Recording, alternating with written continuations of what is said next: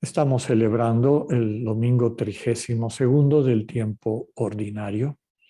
En este contexto, como lo hemos dicho varias veces, de los últimos días del Señor antes de su pasión, que en el recorrido litúrgico, a lo largo del año litúrgico, nos van preparando para el final de este año.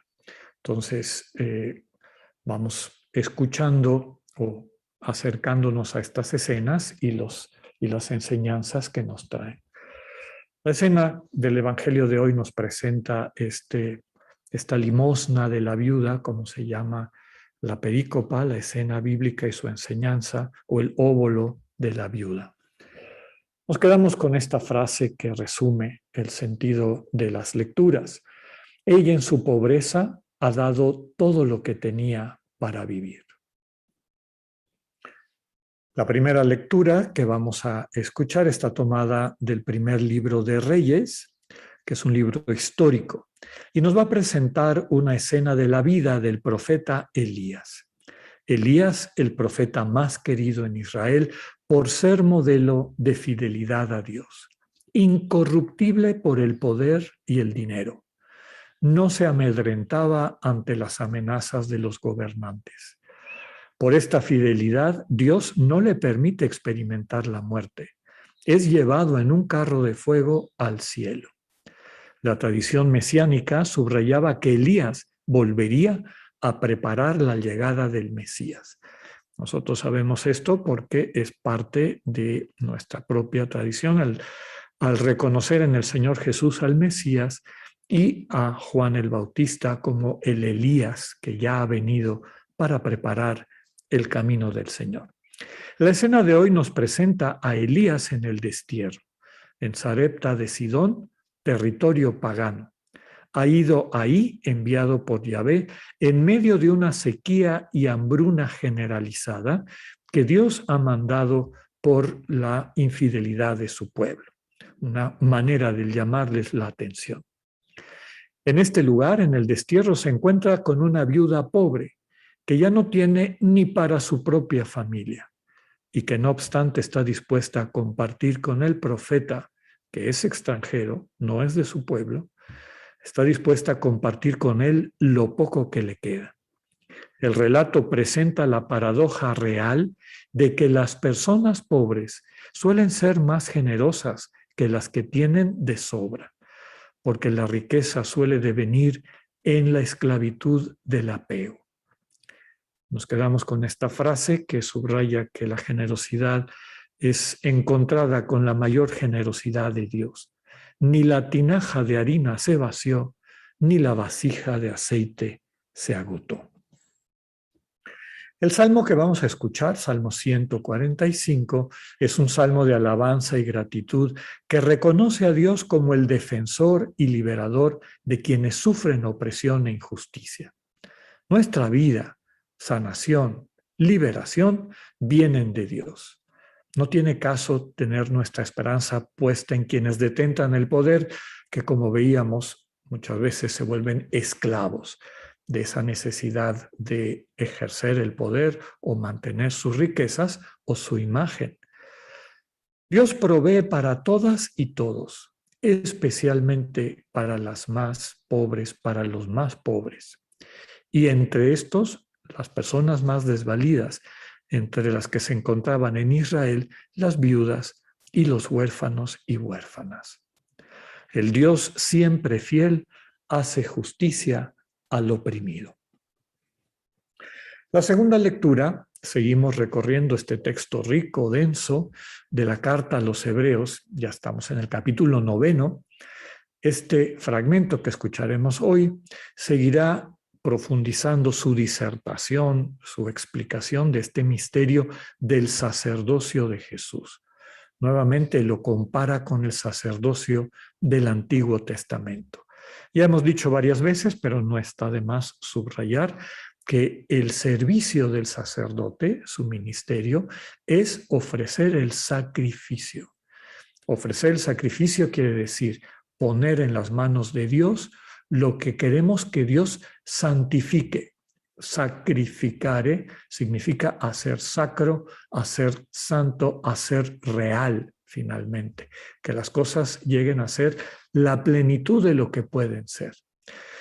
Por eso el sacerdocio de Jesús, del Señor, es el único sacerdocio, el sacerdocio central, porque Él nos ofrece al Padre. Y al ofrecernos al Padre, busca, se empeña porque podamos llegar a ser todo lo que podemos ser. Para esto está como paso previo el propio sacrificio de Jesús. ¿Qué significa ese sacrificio de Jesús?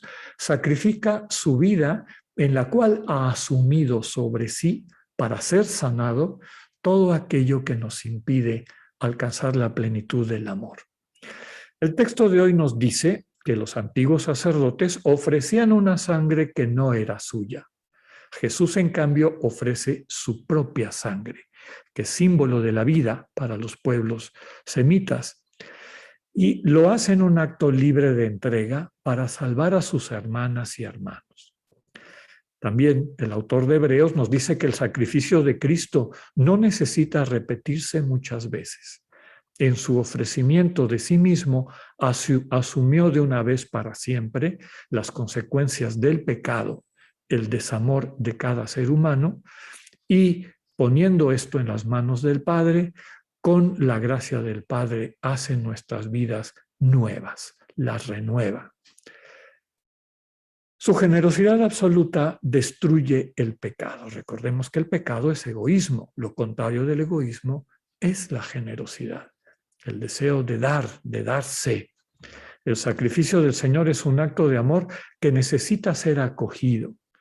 Y esa es la fragilidad del amor de Dios. Requiere que nosotros aceptemos su entrega, para que el amor de Dios empiece a operar en nosotros la salvación, la sanación. Nos quedamos con esta frase del final llena de esperanza.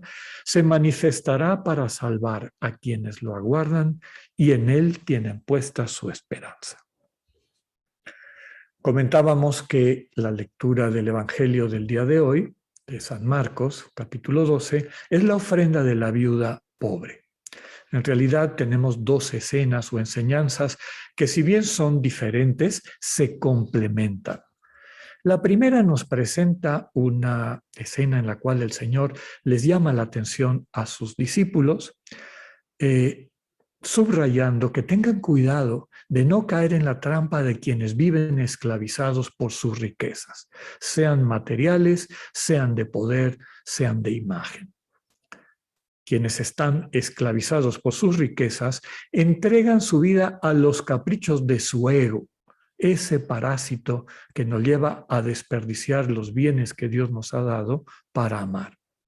El egoísmo, esta idolatría a la imagen falsa del ser humano, puede culminar en la soberbia, la convicción de que la vida de uno mismo, de una misma, tiene mayor valor que la vida de nuestras hermanas y hermanos.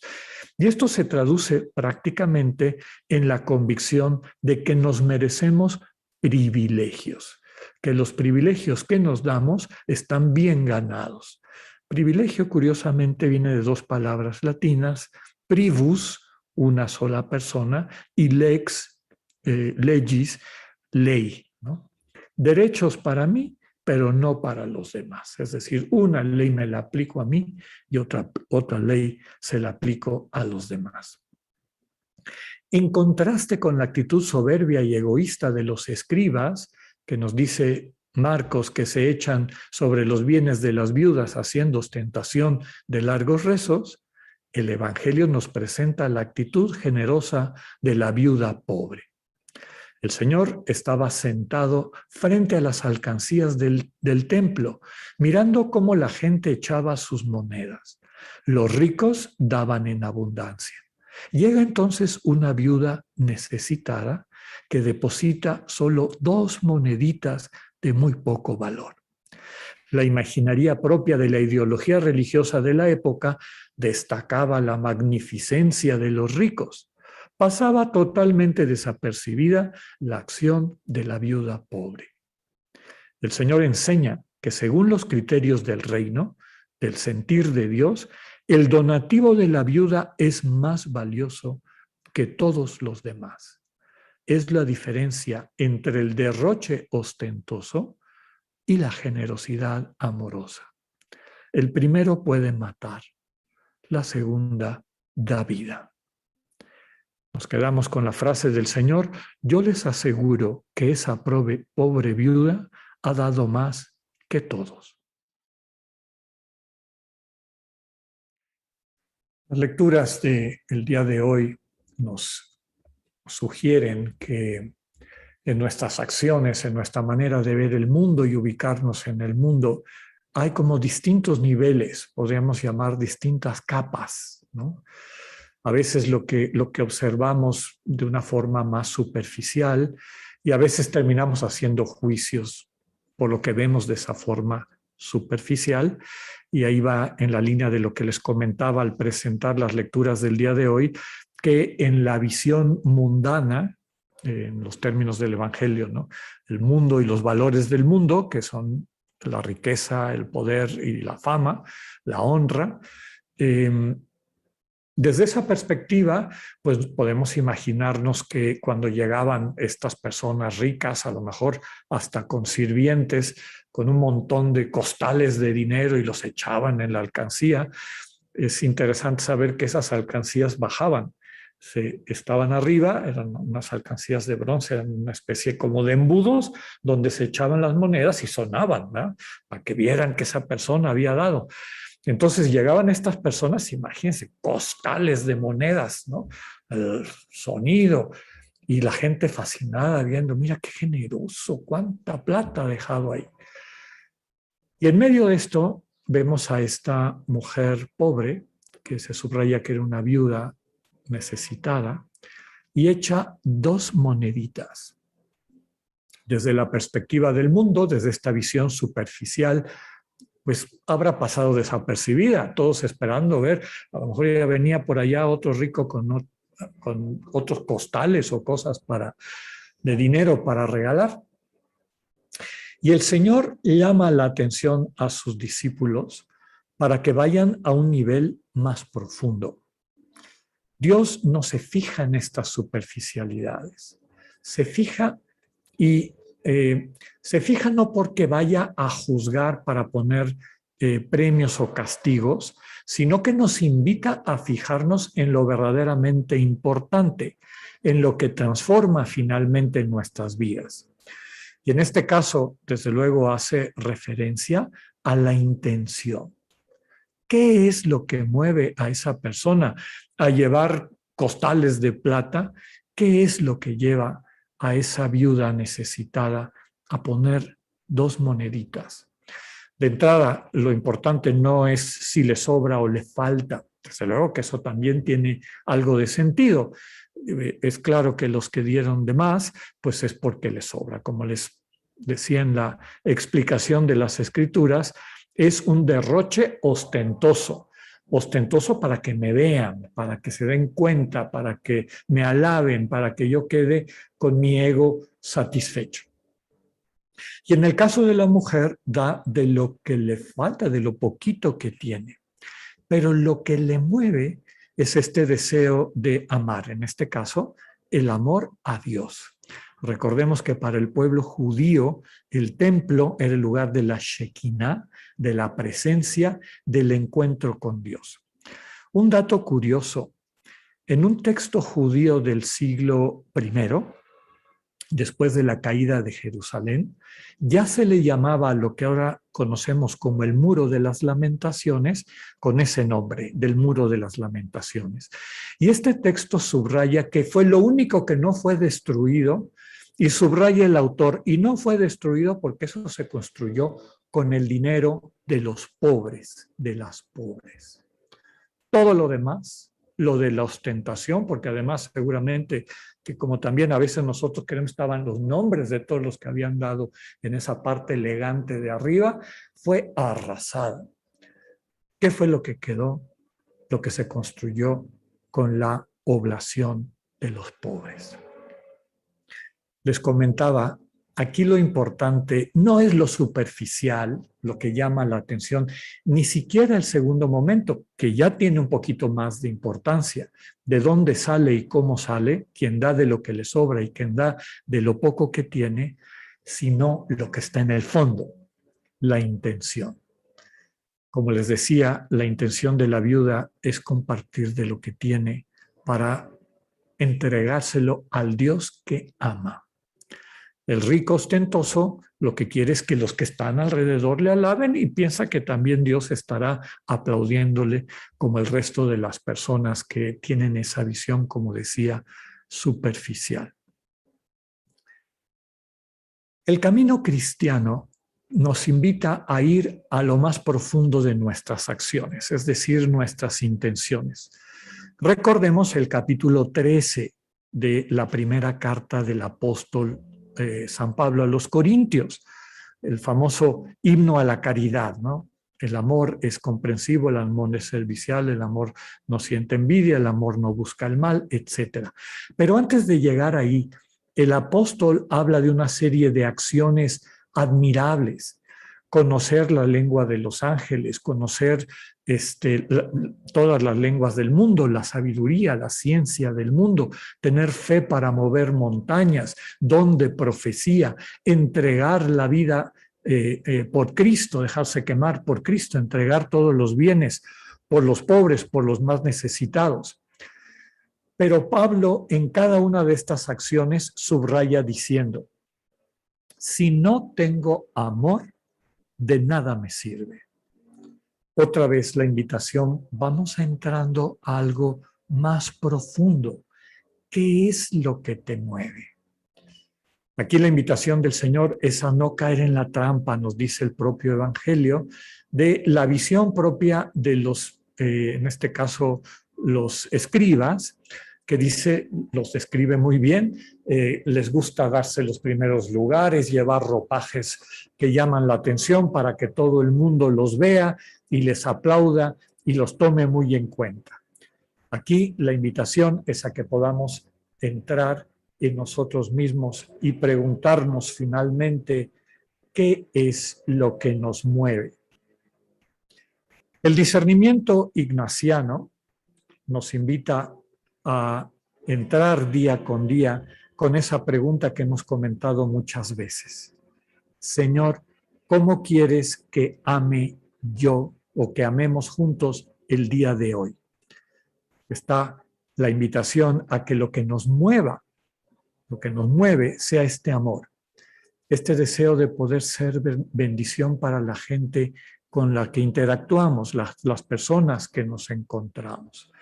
Y para esto es muy importante el abrir el corazón y dialogar con Dios.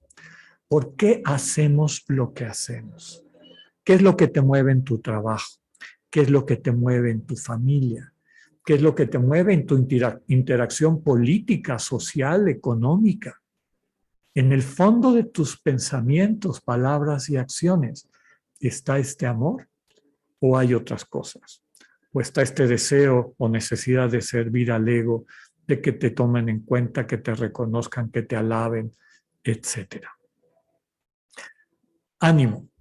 Aquí la clave, y es el centro de nuestra práctica contemplativa, es dedicar tiempo todos los días para guardar silencio de lo que nos distrae y experimentar el amor incondicional permanente de Dios. Ese amor te va liberando de la esclavitud del qué dirán, de la esclavitud de las inseguridades, de querer tener la plata y el reconocimiento y el poder, y saber que ese amor de Dios te basta para poder hacer todo lo que hagas, lo que digas, desde el amor que Dios te ha entregado, desde este amor que te transforma la vida y te convierte en buena noticia. Que así sea.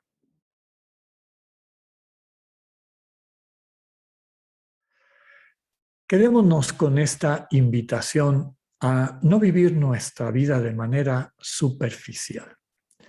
Si pudiésemos crecer en preguntarnos en cada momento, ¿qué me mueve? ¿Por qué hago este trabajo? ¿Por qué estoy preparando el desayuno?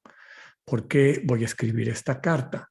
¿Por qué le voy a llamar la atención a este hermano, a este hijo, a esta persona conocida? Y que no nos mantengamos en esta superficialidad de lo que hacemos de manera automática, sino que sepamos en todo momento ir al fondo del amor y hacer todo lo que pensamos, decimos y hacemos desde ese amor de Dios que constantemente se nos regala. Que tengan una excelente semana. Dios con ustedes.